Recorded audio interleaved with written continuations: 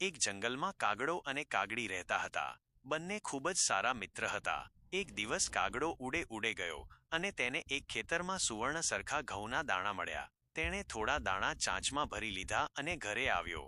એ જ દિવસે કાગડી પણ ઉડીને એક ખેતરમાં ગઈ. ત્યાં એને સુંદર ચોખા જેવા દાણા મળ્યા. તેણે પણ ચોખા ભરી લીધા અને કાગડાની પાસે પરત આવી. કાગડો અને કાગડીએ વિચારી કાઢ્યું, તું ઘઉં લાવ્યું, હું ચોખા લાવી, તો ચાલ ખીચડી બનાવીએ.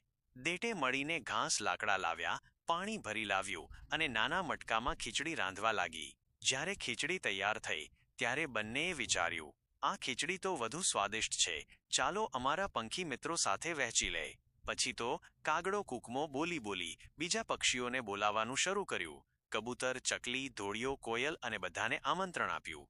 બધા પંખીઓ આવી ગયા. એકઠા મળીને બધાએ ખુશી ખુશી ખીચડી ખાધી. સૌને ખૂબ જ મજા આવી. અંતે બધા પંખીઓએ કાગડો અને કાગડીનો આભાર માન્યો અને કહ્યું,